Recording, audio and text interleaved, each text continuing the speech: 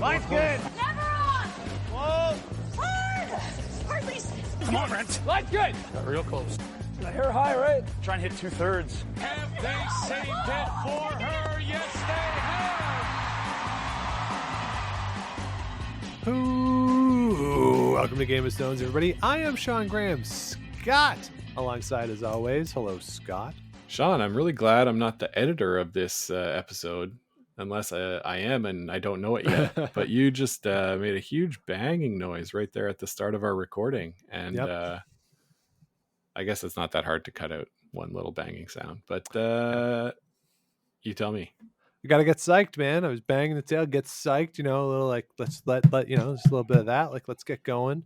Because I'm very excited for this episode, doing something a little different this week. We went out into the world.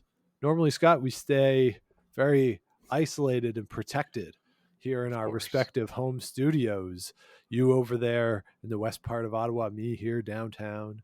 But we ventured out into the big world of South Ottawa. We really ventured far for this week's episode to address something that I've thought for a long time, that curling and golf really go together well. A lot of people who curl also golf.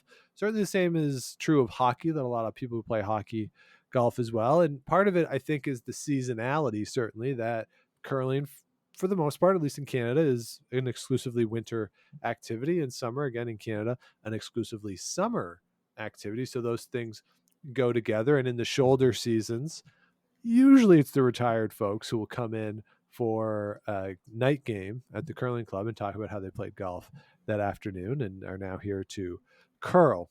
But Scott, I think there are other similarities between the sport that I thought, well, let's go play. Yeah. And let's see. Let's sort of test some of these theories. But is this something that you have thought in the past, that the two sports, not again, let's take the seasonality out of it, but that the two sports kind of go together in a really interesting way? They do go together in an interesting way. I would say the one difference that's pretty glaring is that curling is a team sport, vice an individual sport, right? So I think that's the big difference, is that when you're on the golf course, you're usually just playing for you and for your own game. Of course, there are variations where team aspects come into it, which is great. But yeah, when you're thinking about making a shot, doing your shot routine, sort of the kinds of shots that you play in golf are similar. Like, you have different shots that you'd play in curling. So yeah, we went out for a nice walk and got into it. Yeah. So before we get into what we did on the course, because we'll take you out with us, we recorded while we were out there. Scott, how do you think of yourself as a golfer? How would you describe your game? I would describe it as inconsistent. Okay. I think there's flashes of brilliance. Yeah. But otherwise pretty mediocre. I have some strong parts to my game and some weak parts to my game. But honestly, sometimes they switch. Like sometimes I'm really good at driving and really terrible at chipping. And sometimes I chip one in and and my drive slices into the woods, right? So it really depends on the day and depends on the point in the round even. Sure. So inconsistent is how I would describe my game. What about your game, Sean? I think I'm pretty consistent. I think I'm normally a pretty good driver of the ball. My iron play can be hit and miss here and there. Chipping is probably the weakest part of my game, and I can usually 2-putt. Obviously some 3-putts. I don't 1-putt much, but I think I'm pretty consistent. My goal is to bogey each hole. That's kind of the goal, if I can get it up around the green in 2, chip on 2 putts.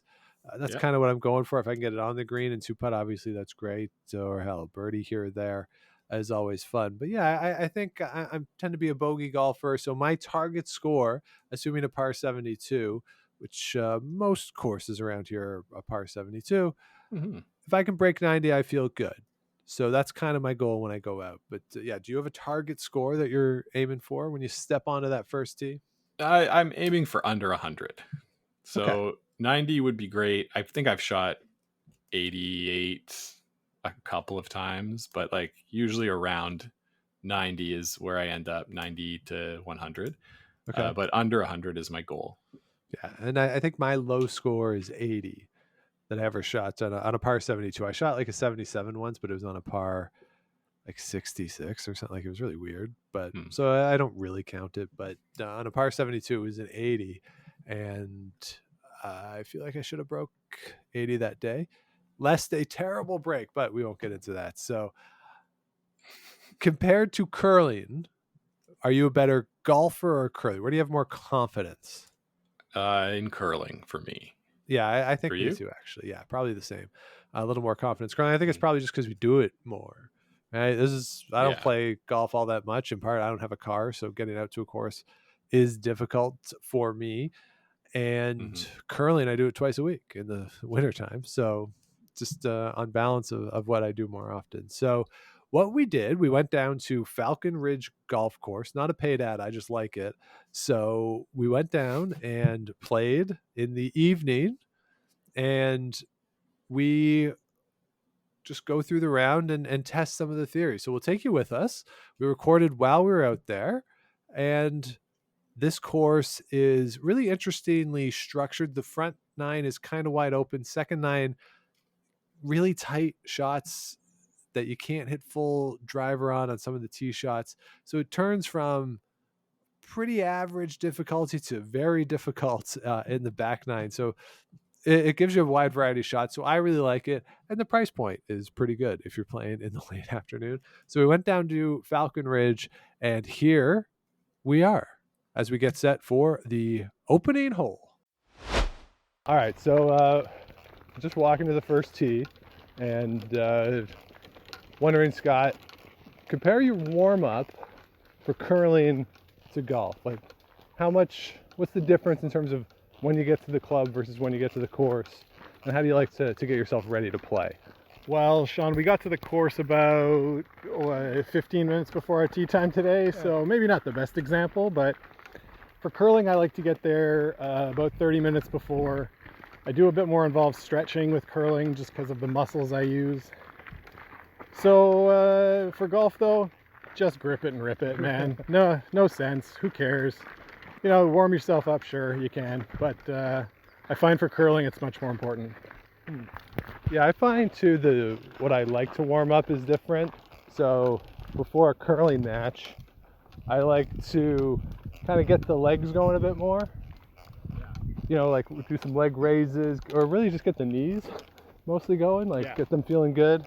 Whereas here I focus a little more on loosen up the core, try to get the back loose as much as I can.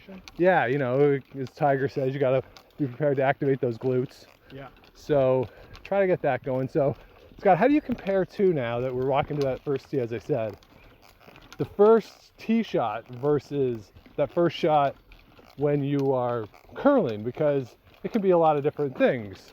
Lead, you're probably throwing a guard. Yeah. You skip, could be a hit, could be a draw, you never quite know. But typically, golf, you're going to be grabbing that driver on most courses and getting it ripped. So how does that perhaps change things, that initial moment of the activity?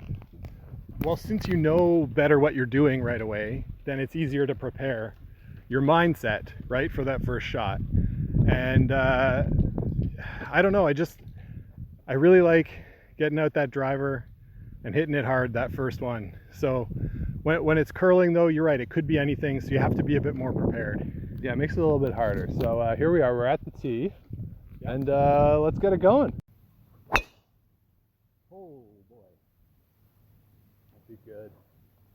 Too good. Through the fairway. Crushed it. Yeah. Nope. Damn. Well, we both hit trees, but mine's about 200 yards further. Maybe we should have hit some balls. A lesson for warm-ups. Yeah, hit balls next time. That's why I say, like, first down doesn't count. Exactly. Same thing. All right, so we've played 5 holes here. How would you describe it so far, Scott? Well, it's a lot hotter than I thought it would be, to be honest. But overall, pretty good. I've been feeling the big clubs, but the short game is what's letting me down today. And so in many ways, that's like I'm able to make those easy hits. Yeah. But my draw weight's letting me down. Yeah. Let me throw a theory at you here that I've been thinking about since we started. That the driver is like throwing a peel or normal hit. A lot of iron shots, your long irons, or your control weight, maybe an upboard. And then your chipping, there's your little taps, your little like backline hack waders. And then putting is like drawing, because you gotta read the line maybe a little bit more. Like that. What do you think of that theory? Yeah, that all really tracks. It's exactly what I was thinking too, that the putting is your draw weight, and you know what they say, like a really good golfer, if you can't putt, you can't win. It's the same for a skip. You can't draw, you can't win.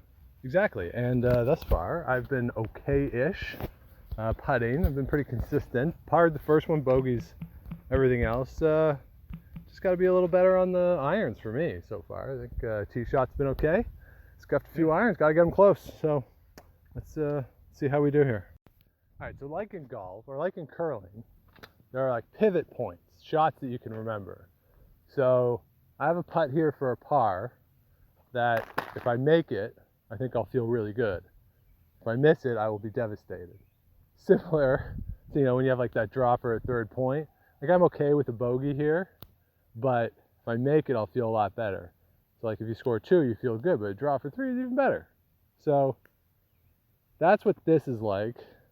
Scott almost made a putt here from 35 feet. Let's see what I can do. He stands over his shot, lines it up, smacks a bug. Turn, turn, turn. Come on! Oh! Come on. Ah, devastating. Sean, that's like coming up a foot light on your draw for 3, hey? Yeah, just poor sweeping. Yeah. Yeah, Yeah. get us together front end. All right, so we just got to the turn, played 9. I'm feeling okay. I'm 6 over par, which for me is very good.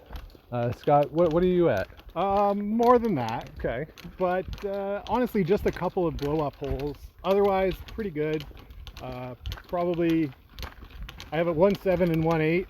Other than that, 4, 5, 6s. So Yeah. Okay, so I guess that's all the numbers. But yeah. So in curling, not at the rec level, but at the pro level, you have the 5th end break. At the golf, you have the halfway house. It's closed here because we're playing late. Which do you prefer, Scott? 5th end break, the turn, halfway house? I prefer the turn halfway house. It's a chance to catch your breath, get your food situation in order, score your stuff. I feel like the 5th end break, you don't even really need it. Like, can we just keep going? It doesn't serve as much a purpose. Now, maybe the pro players would tell me different, but it seems like if you got the momentum, you just want to go. Oh, you got to get those snacks. Yeah, the fruits and Yeah, the nuts and sitting on the carpet, have your little team meeting. But yeah, there is a certain commonality in that. It's always a good chance to reset. So let's see what we can do here on the back half. let's go. All right, so Scott, before we go back to the course, let's jump back here post round at the turn after the 9th hole. So we were playing with a couple other guys for the front 9, John and Luke, 2 really good guys. Really enjoyed their company along for the ride there for the front 9. How would you sum up that front 9? How did you feel like you were playing? So for me, I felt like I was playing generally pretty well. My drives were great. I was crushing it. I was hitting like between 225 and 250 off the tee, which for a guy that plays a couple times a year is pretty good. After that, not so great. So yeah, but I had a lot of confidence from the tee shots that everything was going well. And I just had like a couple of blow ups, but I hit 4 fairways off the tee and was hitting it far. So I was feeling like pretty good about the round at that point. You? Yeah, I was feeling pretty good as well. I had made a few pars there, so I pretty sure you were keeping the score. I tend to just keep it in my head, and if someone else is keeping score, I tell them what I shot just as like a backup in case it goes wrong. So I think I shot 41 on a par 36. So I think I was 5 over par on that front 9, and I was feeling pretty good. I have to say, I thought things were going well, and my driving was somewhat erratic, but the shape of the shots was different from what I'm used to, but pretty consistent. Yeah, So I pretty consistent. felt pretty good about that, and I felt going into the back 9 that, okay, I think I know where the ball is going. So even though, as we said off the top, the course gets very tight in the second 9, I thought I'd be like, okay, I know where it's going, and I can manage this. That's kind of how I felt. Yeah. You shot 42, Sean, on the front. Okay, 42, 6-0. All bogeys and pars. Yeah, so 6 bogeys, 3 pars. Yeah, not bad. What did you shoot there, Scott? So I thought I had shot better than this at the time because I didn't add it up, but I shot 50, which was pretty crazy. Yeah. I had 2 7s and an 8, but otherwise the rest were 5s and 4s. Right. So that's what gets you. Yeah. Blow-ups. Yeah. Yeah. So a couple of bad blow ups, especially the first hole. I crushed the ball right down the middle of the fairway, and then I think it took me 3 to get to the hole. Chipped one over. So not great, but things got better as it went on, and ended up with 50. But I'm trying to break 100, so there's still hope. There is still hope. So that's where we sat after 9.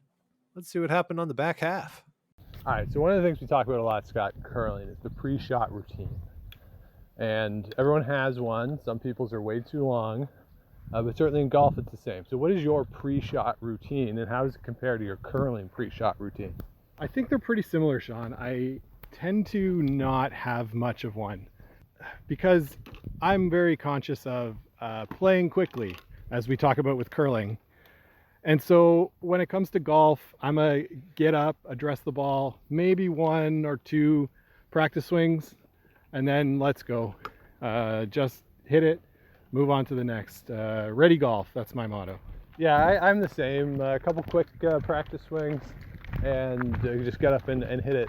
But one of the things within that, and certainly we talk about it at curling a lot, like you want to know what the shot is. So if it's a draw, you say, well, you got to get at least a piece of the 8-footer or whatever it is. So do you think about that in golf too, where you say, all right, like on this one, say on a tee shot, all right, I want to aim here, I want to fade it here, draw, or like I tend to be fading today or I tend to be drawing today, I'm going to line up this way. Do you think about the shot in the same way? Yeah, definitely. It's mostly based on how I'm playing that day rather than what my skills are, because they're not the same. So yeah, I'm thinking about, okay, if I tend to be fading it today, do I tend to be drawing it? Where am I going to aim? Most of the time it's, let's just try to aim it down the middle and hit it straight. Yeah. See what happens. Yeah. But yeah, and today I've been pushing a lot of my irons right. So then I set up a bit left, and then I actually hit a good one and it went way left. So, right. But yeah, I think about the shot before I hit it. Yeah. So do I. You look out, you try to figure out what the shot is. So we are now on the 14th hole, and we will describe what we're thinking. This is a par 3. Looks like, I don't know, 130 yards. Yeah, it's about 140. Okay. 140, 150. All right, so we'll go through. Let's describe what we're going to do here. I think 140, I'm going to hit a 8-iron. I tend to hit my irons really high, so I don't tend to hit them very far. So I'm going to hit an 8-iron. What are you going to hit? Yeah, I was thinking 8-iron for myself as well. Okay. There's a little bit of some, like a burn maybe in front of the tee. So we'll definitely have to get it over that. But then there's a second one about 100 yards out. Yeah. That we'll have to get over to get to the green. Yeah. And there's no space long either. So it looks like there's a bit of a, like after that burn, there's some space to land short, but really not much space to land long, and nothing left or right either. Yeah, so I'd definitely rather underclub than overclub this one and hit it past. Yeah, so I'll go first. Not that I've earned the honor, but Yeah, I'm just going to try to aim right at the flag, maybe a little right of the flag. The pin's on the left side of the green. Let's see if I can aim it just to the right of the flag, hopefully land it nice and soft. Ooh, hit it a little left of the flag, so pulled it a bit off the toe, but maybe just a hair short, looks like. But I'm okay with that. Yeah, your line was good, just a little light. Hopefully it got over that rough stuff. Yeah. Heading to the right, it's straight. So, and right seems.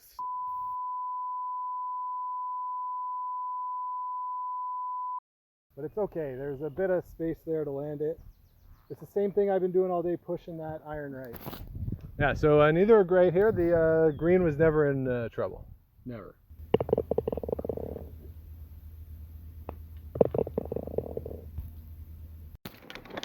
All right, so we're on 15, and we've played some holes that a little tight, not a lot of space, very tree-lined holes.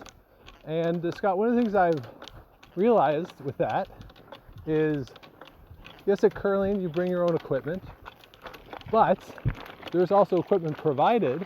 And in the course of my curling career, I've never lost a stone. Me neither, Sean, but I sure lost a few balls here today.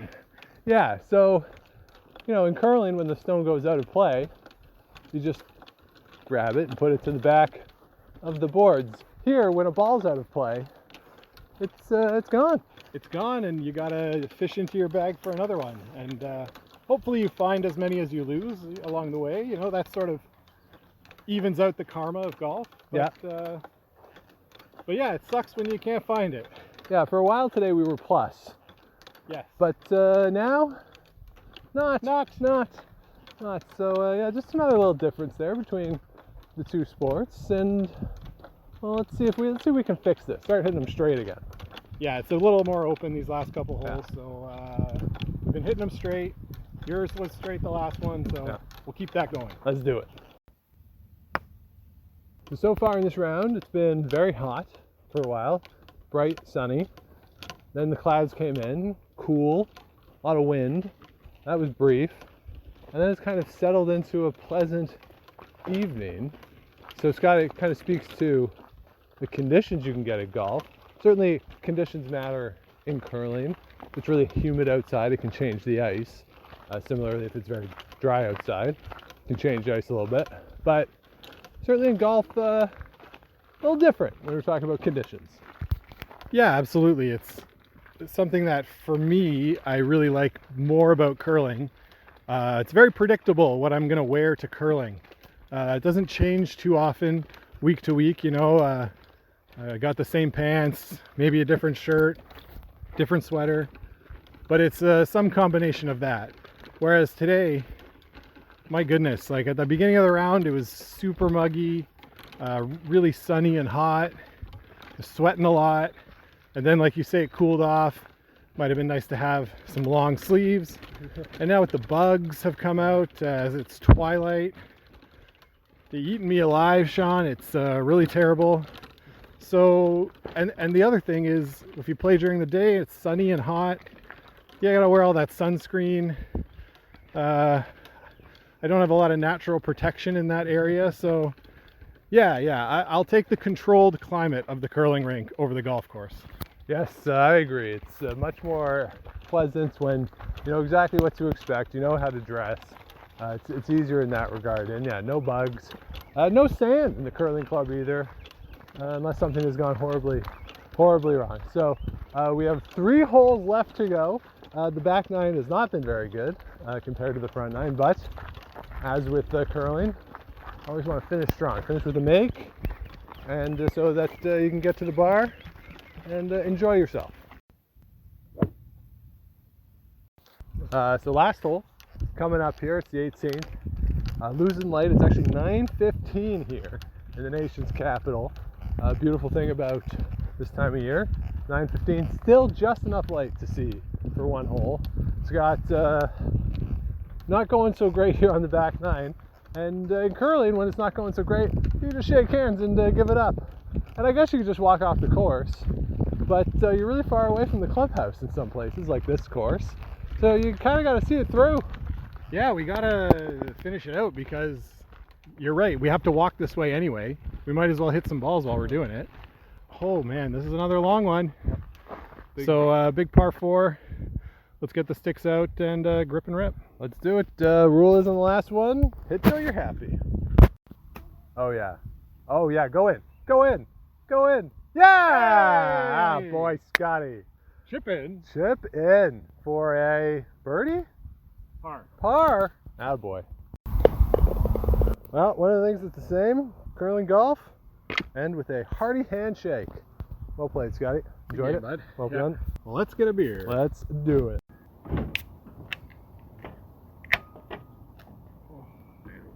Cheers.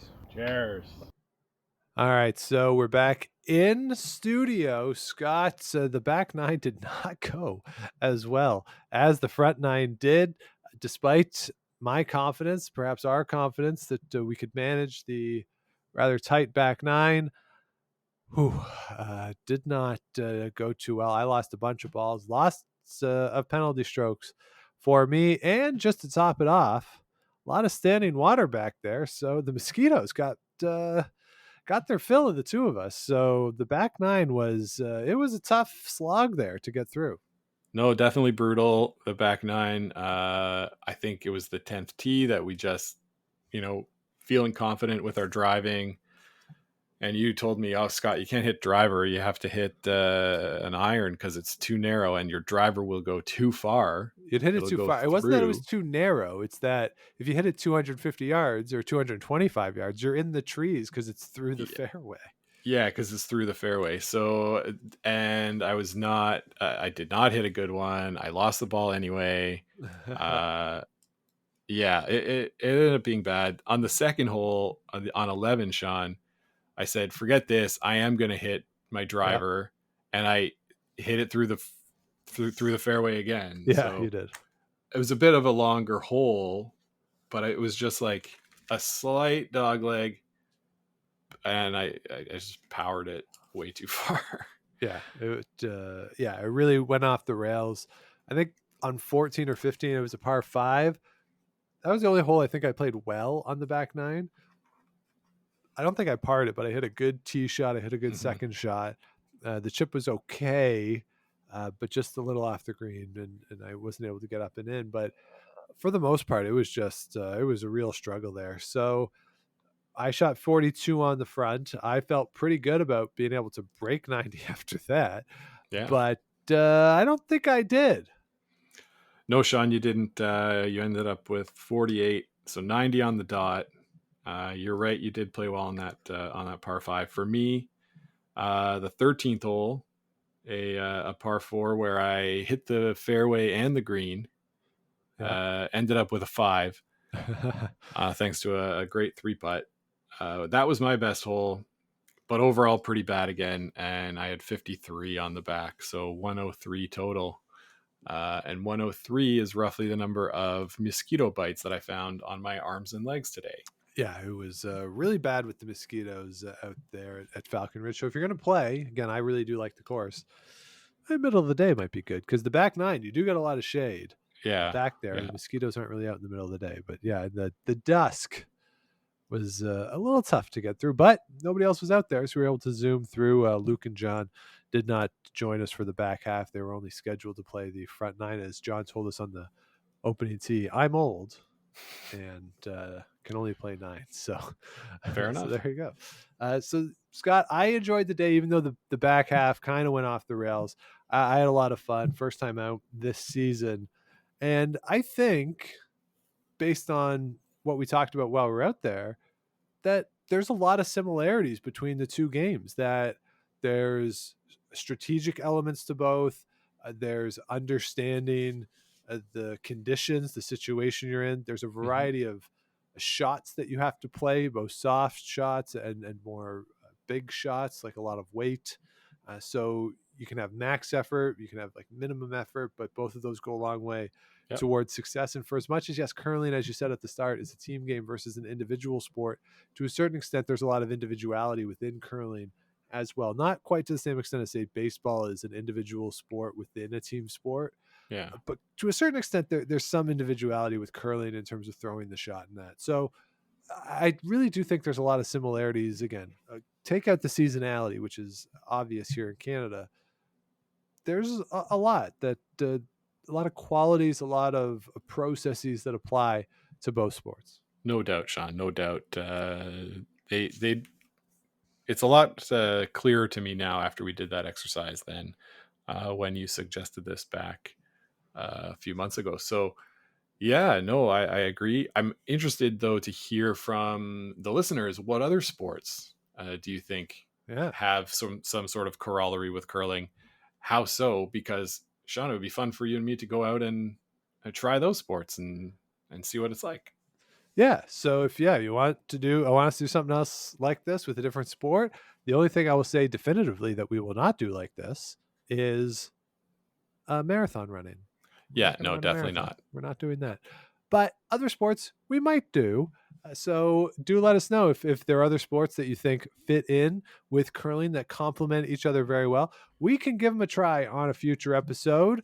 And if you want to hear such episode, if it does exist, be sure to subscribe and comment, like, all that stuff. Spread word around. Let other people know about the show to keep us growing. And of course, you can always follow along with everything we got going on Twitter, Instagram at Game of Stones Pod. Facebook is Game of Stones Podcast. And you can always reach out, Game of Stones Podcast at gmail.com. Head on over to GameOfStonesPod.com for all of our past episodes and a link to the merch. So with that, we will bid you well. Thank you so much for listening. We'll be back with you again next week. But until then, keep those brooms on the ice, but don't dump that intern. Make the final.